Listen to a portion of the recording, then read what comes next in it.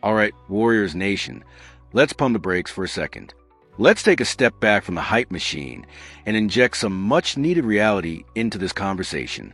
Domantas Sabonis, the Sacramento Kings All-Star center, a triple-double machine, an elite passer, a dominant rebounder. On paper, he sounds perfect for the Golden State Warriors, doesn't he? The answer to all our interior problems, the missing piece that transforms us from a good team into a championship favorite. And according to a report from Alan Stiles of Sacktown Sports 1140, a team not very far away, clearly the Warriors, is interested in acquiring him. The Kings are collapsing. Sabonis is available, and with a nearby team ready to capitalize on the chaos. But before we all lose our minds and start demanding that Mike Dunleavy Jr. empty the war chest for Sabonis, let me ask you one simple, uncomfortable question. Is a 29-year-old center with a $186 million contract, who's underperforming this season, who has significant defensive limitations, and who would cost us Andrew Wiggins, Jonathan Kuminga, multiple first-round picks, and our entire future flexibility, actually worth it? Because I'm going to tell you right now, with absolute conviction, the answer is no. This would be a catastrophic mistake, a franchise-crippling overpay for a player who doesn't solve our real problems and would lock us into mediocrity for years to come. Let's start with the facts, the uncomfortable truths that this rumor conveniently glosses over. The Golden State Warriors started the 2025-26 season explosively at 4-1, but have since hit turbulence, losing 5 of their last 7 games and falling to 7-6. Stephen Curry's absence exposed roster fragilities, and the front office recognizes the need for interior reinforcements. Enter Domantas Sabonis, the Sacramento Kings 3-time All-Star center with a massive $186 million contract. The Kings are collapsing after their fairy tale 2022-23 season, and Sabonis is reportedly on the trade block. The Warriors, as a direct California rival, are identified as the primary candidate to capitalize on the chaos. Alan Stiles, who covers the Kings closely, revealed that a geographically close team is eyeing Sabonis. So when you're trying to deal with Sabonis, there's a team out there, and I've heard of a team not too far away that could be interested. And when I say not too far away, I mean very close. This team could consider Domantas Sabonis. That's the Warriors. No question, the interest is real. But just because the interest is real doesn't mean the move makes sense. The article touts Sabonis as a perfect fit for Steve Kerr's system, highlighting his elite passing ability, his triple-double production, and his rebounding dominance. And yes, those are genuine strengths. Sabonis is arguably the best passing center in the NBA. His ability to operate from the high post and distribute to shooters in motion would theoretically be devastating in Golden State's offense. His rebounding would give Draymond Green more defensive freedom. On paper, it sounds great, but basketball isn't played on paper. It's played on the court, where Sabonis' glaring weaknesses would be ruthlessly exposed. Let's talk about defense. Sabonis is, to put it bluntly, a liability on that end of the floor.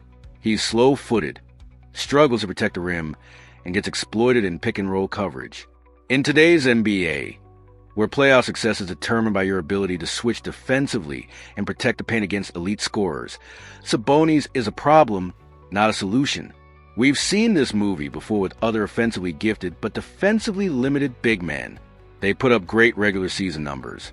But when the playoffs arrive and the game slows down, their defensive weaknesses get targeted relentlessly.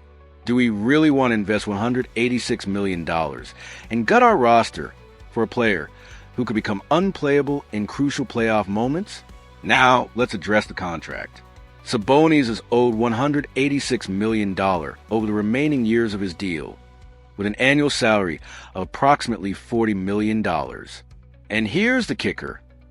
Even the insider promoting this rumor admits that Sabonis won't live up to that contract. Alan Stiles himself warned, but again, he's not going to match that $40 million annual salary. He's probably not going to get that anywhere. That team, the Warriors, might do better with him, but he's not going to perform at that contract level. Read that again. The person breaking the rumor is explicitly telling us that Sabonis won't be worth his contract, and we're supposed to trade away Andrew Wiggins, Jonathan Kuminga, or Moses Moody and multiple first-round picks for him? That's not bold. That's financial suicide. We'd be locking ourselves into a massive contract for an aging center with defensive limitations who, by the admission of those closest to the situation, won't perform at the level his salary demands. How is that smart roster management? The cost would be astronomical. To match Sabonis' salary, we'd likely need to send out Andrew Wiggins and Kevin Looney, plus add young talent like Jonathan Kuminga or Moses Moody, plus multiple first-round picks. We'd be gutting our roster depth, sacrificing our future flexibility, and betting everything on a 29-year-old center who's already showing signs of decline. Styles noted Sabonis' underperformance this season. If he's underperforming now, what makes us think he'll suddenly elevate his game in a new system, in a more demanding defensive scheme, at age 29 with significant mileage on a body? The article frames this as the most expensive, risky, and logically perfect move the Warriors can make. But there's nothing logical about it. Logical would be identifying our actual needs: perimeter defense, consistent three-point shooting, rim protection, and targeting players who address those needs without crippling our financial flexibility. Sabonis addresses rebounding and playmaking, sure, but at the cost of defense, future assets, and roster balance. That's not a recipe for championship success. That's a recipe for expensive mediocrity. The Sacramento Kings are in a downward spiral, and the Warriors are desperate for one last reinforcement for the Curry era. But desperation leads to bad decisions. It leads to overpaying for flawed players. It leads to mortgaging the future for a marginal present upgrade. And that's exactly what trading for Domantas Sabonis would be: a desperate, expensive gamble that would likely backfire spectacularly.